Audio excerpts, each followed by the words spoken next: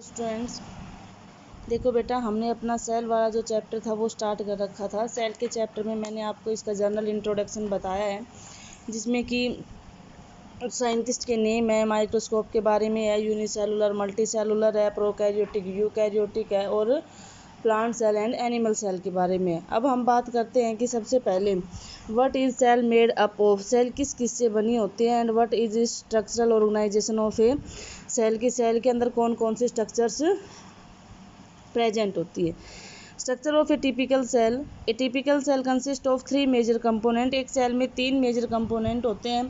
Plasma membrane, उसको cell membrane भी बोल देते हैं, न्यूक्लियस एंड साइटोप्लाज्म, ये 3 क्या होते हैं, इसके कंपोनेंट होते हैं।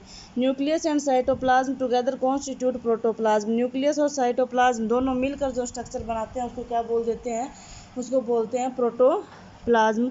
इन अदर वर्ड, दूसरे शब्दों में, protoplasm of the cell is surrounded by plasma membrane, की जो प्रोटोप्लाज्म होता है वो प्लाज्मा मेम्ब्रेन से कवर अप होता है। देखो, ये सारी स्ट्रक्चर, इसके अंदर वाली जो स्ट्रक्चर है वो साइटोप्लाज्म है, ठीक है। जो लिक्विड है वो, ये उसके अंदर सेल ऑर्गेनलीज प्रेजेंट है, ये न्यूक्लियस, और बाहर बाहर क्या प्रेजेंट है, प्लाज्मा मेम्ब्रेन प्रेजेंट है, ठीक है। ये इसमें बताया है कि ये अंदर की जो स्ट्रक्चर होती है, इस टोटल सम को क्या बोल सकते हैं हम, इसको बोल सकते हैं हम प्रोटोप्लाज्म, जो कि किसका, न्यूक्लियस प्लस इस साइटोप्लाज्म का क्या होता है, कॉन्स्टिट्यूएंट्स होते हैं, इनके पार्ट्स होते हैं। अब सबसे पहले, the cytoplasm further contains many cell organelle. Cytoplasm के अंदर काफ़ी सारे सेल ऑर्गनली होते हैं, जैसे mitochondria, endoplasmic reticulum, Golgi body, lysosome, plastid and centriole, ये क्या होते हैं, इसके पार्ट्स होते हैं। प्लाज्मा मेम्ब्रेन और cell membrane, every cell is bounded by a thin elastic but strong membrane. हर एक सेल जो होती है वो एक पतली, इलास्टिक मीन्स जो साइज में थोड़ा इंक्रीज हो जाती है, और स्ट्रॉन्ग जो काफ़ी ताकतवर होती है, उस मेम्ब्रेन से बनी होती है, कोल्ड प्लाज्मा मेम्ब्रेन। और उस मेम्ब्रेन को प्लाज्मा मेम्ब्रेन और सेल मेम्ब्रेन दोनों ही नाम हम दे सकते हैं। In the outermost covering that separate the content of cell from surrounding environment, such as cell of plant and fungi, also contain an additional layer which is known as cell wall। कि outermost covering, ये सबसे बाहर की covering होती है, cell के बाहर सबसे बाहर क्या होती है, प्लाज्मा मेम्ब्रेन या सेल मेम्ब्रेन प्रेजेंट होती है। लेकिन कुछ सेल ऐसी होती हैं, जैसे कि फंजाई और प्लांट्स की, जिसमें इस मेम्ब्रेन के बाहर एक और मेम्ब्रेन होती है, जो कि क्या करती है, इसको प्रोटेक्ट करती है, और उसको क्या बोल देते हैं, सेल वॉल बोल देते हैं। सेल मेम्ब्रेन के बाहर एक और लेयर होती है, जिसको सेल वॉल बोलते हैं। Plasma membrane serve to protect the protoplasm from external environment and maintain the individuality of the cell. की जो प्लाज्मा मेम्ब्रेन के बाहर जो ये सेल मेम्ब्रेन होती है, वो भी क्या करती है, प्रोटेक्शन देने का काम करती है, और प्लाज्मा मेम्ब्रेन खुद भी प्रोटेक्शन देने का काम करती है, जो कि हमें बाहर के एनवायरनमेंट से बचाने का काम करती है, और इसी की वजह से सेल अपनी आइडेंटिटी को बनाए रख पाती है। इस प्लाज्मा मेम्ब्रेन की वजह से ही सेल जो है वो दूसरी सेल से क्या होती है, अलग होती है। Structure of cell membrane, cell membrane की स्ट्रक्चर क्या है, प्लाज्मा और cell membrane are about 6 to 10 nanometre thick layer. की जो प्लाज्मा मेम्ब्रेन या सेल मेम्ब्रेन होती है वो लगभग 6 से 10 नैनोमीटर थिक होती है। These are mainly compose of phospholipid layer and associated protein. की लगभग जो ये लेयर होती है किसकी बनी होती है, फॉस्फोलिपिड की बनी होती है, और कुछ इसके साथ साथ इसमें प्रोटीन्स होती हैं।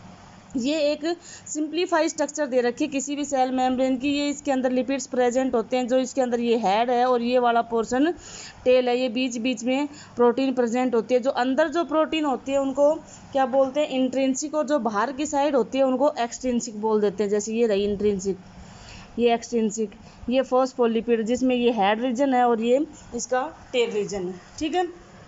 और अगर इसकी कॉम्प्लेक्स स्ट्रक्चर की या एक्सो स्ट्रक्चर की बात करें तो ये प्लाज्मा मेम्ब्रेन ऐसी दिखाई देती है, जैसे ये ग्लाइकोप्रोटीन है, ये कार्बोहाइड्रेट है, ये प्रोटीन्स हैं, ये इंटीग्रल हैं, और ये प्रोटीन है, फिर ये पेरिफेरल है जो पेरिफेरी पे प्रेजेंट है, ये फॉस्फोलिपिड है, ये ग्लाइकोलिपिड है। तो ये सारी क्या है इसके अंदर। तो प्लाज्मा मेम्ब्रेन किसकी बनी हुई, फॉस्फोलिपिड्स, लिपिड और प्रोटीन्स की बनी हुई। The membrane does not have a fix और रिजिड फॉर्म। की जो मेम्ब्रेन है उसकी कोई फिक्स या रिजिड फॉर्म नहीं होती। The protein and lipid are arrange in irregular and uneven pattern. की जो प्रोटीन्स और लिपिड होते हैं वो इरेगुलर पैटर्न में क्या होते हैं, अरेंज होते हैं। And proteins are able to move within the membrane. और प्रोटीन जो होती है वो मेम्ब्रेन के अंदर मूव करती रहती है, हमेशा घूमती रहती हैं, मोबाइल होती है। Function of cell membrane, cell membrane is outer limiting membrane of the cell, it perform many vital function, some functions are given below, कि ये सबसे बाहर होती है और इसके काफ़ी बड़े बड़े फंक्शन हैं, उनमें से कुछ फंक्शन यहाँ दे रखे हैं। सेल फॉर्म बाउंड्री, सेल जो है वो इसकी बाउंड्री फॉर्म करती है and maintains the individuality of cell. सबसे पहली बात है कि सेल जो है वो सेल मेम्ब्रेन सेल के बाहर प्रेजेंट होती है, तो ये बाउंड्री बनाने का काम करती है। Cell membrane protect the cell from external injury and contamination, की सेल मेम्ब्रेन जो होती है वो एक्सटर्नल इंजरी से बचाने का काम करती है, कंटामिनेशन से बचाने का काम करती है। Cell membrane are selectively permeable, cell membrane selectively permeable होती है, मीन्स कुछ ये मटेरियल को अपने अंदर आने देती है और कुछ को अंदर जाने से रोकती है।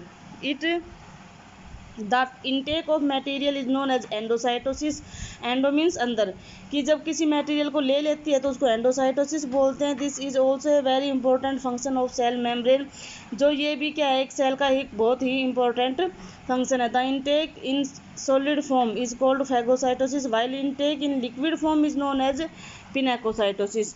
और दूसरा क्या बता रखा है, जब सॉलिड फॉर्म में लेंगे तो फैगोसाइटोसिस बोलेंगे और लिक्विड फॉर्म में लेंगे तो पिनोसाइटोसिस बोलेंगे उसको। The intake of material occur by diffusion से हो सकता है, ऑस्मोसिस से हो सकता है और एक्टिव ट्रांसपोर्ट से हो सकता है। डिफ्यूजन का मतलब होता है ऑक्सीजन और CO2, क्या है, लिक्विड और गैस, मीन्स लिक्विड गैस और सॉलिड भी आते हैं इसमें।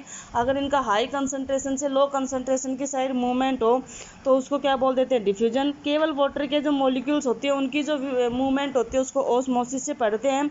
और एक्टिव ट्रांसपोर्ट का मतलब होता है जहाँ पे एनर्जी यूज होती है। डिफ्यूजन और ऑस्मोसिस में एनर्जी रिक्वायर नहीं होती, इस वजह से इसको क्या बोल देते हैं, पैसिव प्रोसेस बोल देते हैं। तो प्लाज्मा मेम्ब्रेन क्या करती है, बाउंड्री देती है, इंडिविजुअलिटी प्रोवाइड करती है, एक्सटर्नल एनवायरनमेंट से बचाती है, सेलेक्टिवली परमिएबल होती है, एंडोसाइटोसिस शो करती है और फैगोसाइटोसिस एंड पिनोसाइटोसिस शो करती है। ऑस्मोसिस, डिफ्यूजन और एक्टिव ट्रांसपोर्ट के थ्रू ये मटेरियल्स को बॉडी के अंदर लेके जाने का काम करती है। अब यहाँ पे diffusion of gases, diffusion of water दे रखा है, ठीक है। डिफ्यूजन का मतलब क्या होता है, the movement of substance across plasma membrane also depend on the concentration of it and around the cell, की कंसनट्रेशन कितनी है सेल के अंदर और बाहर उसके ऊपर डिपेंड करता है, उसी से क्या होती है इसकी मूवमेंट। और movement of substance from region of its higher concentration, region of its lower concentration, high concentration से लो कंसनट्रेशन की साइड जो इसकी मूवमेंट होती है उसको डिफ्यूजन बोलते हैं। O2 और CO2 जो होती है नॉर्मली उसकी क्या की जाती है, इसके अंदर डायरेक्शन को देखा जाता है, ठीक है। अब उसके बाद ये गैसेस का दे रखा है कि लगभग O2 CO2 जब बाहर ज़्यादा होंगी तो अंदर की साइड मूव करेगी और अंदर अगर ज़्यादा हो जाएगी तो ये बाहर की साइड बॉडी से बाहर निकल जाएंगी। वाटर में भी ऐसा ही होता है, अगर सेल के अंदर पानी ज़्यादा है तो वो बाहर की साइड रिलीज करने लगेगा और अगर अंदर कम है तो वो बाहर से एब्जॉर्ब करने लगेगा। जैसे हम किशमिश को पानी में भिगो के रखेंगे तो किशमिश में पानी कम होता है और बाहर अगर पानी में भिगो रखा है तो बाहर वाटर क्या है, ज़्यादा है, तो किशमिश के अंदर पानी जाने लगता है, ठीक है, और वो फूल जाती हैं। अगर हम अंगूर को बाहर धूप में रख देंगे तो क्या होगा, एनवायरनमेंट में पानी कम होगा एटमॉस्फेयर में और उस अंगूर के अंदर वाटर ज़्यादा होता है तो अंगूर जो है वो पानी को लूज करके और किशमिश में चेंज हो जाता है, ठीक है। ये डिफ्यूजन है। ऑस्मोसिस के अंदर क्या होता है कि इसके अंदर हम केवल और केवल वाटर की मूवमेंट पढ़ते हैं। डिफ्यूजन के अंदर वाटर, लिक्विड और गैस तीनों की मूवमेंट पढ़ते हैं। एक होता है प्लाज्मोलाइसिस। प्लांट सेल जो होती है ये एक रिजिड सेल वॉल प्रेजेंट होती है इनकी सेल मेम्ब्रेन के बाहर। प्लांट के अंदर जो सेल मेम्ब्रेन होती है उसके बाहर सेल वॉल होती है। Such cells when kept in strong salt solution, जब इनको स्ट्रॉन्ग सॉल्ट के सॉल्यूशन में रखते हैं तो वाटर जो है, illumination of water occurs due to osmosis, उसकी वजह से इल्यूमिनेशन ऑफ वाटर हो जाता है कि अगर सेल शो श्रिंकेज, या तो सेल क्या करती है, श्रिंकेज शो करती है and away from the cell, और वो सेल से दूर चली जाता है पानी। जैसा कि यहाँ पे इस डायग्राम में दे रखा है, ये प्लाज्मोलाइसिस दिखा रखा है, ठीक है। ये सेल का न्यूक्लियस है, ये वैक्यूल है, सेल वॉल है, साइटोप्लाज्म है, सेल मेम्ब्रेन है। जब सॉल्ट के सॉल्यूशन में रख दिया तो पानी क्या हो गया, बाहर की साइड निकल गया और सेल का साइज क्या हो गया, बिल्कुल छोटा। यहाँ तो यहाँ तक थी ये सेल और यहाँ पे क्या हो गई, वो श्रिंक हो गई। क्यों? क्योंकि उसने पानी क्या कर दिया, लूज कर दिया अपने अंदर का, ठीक है।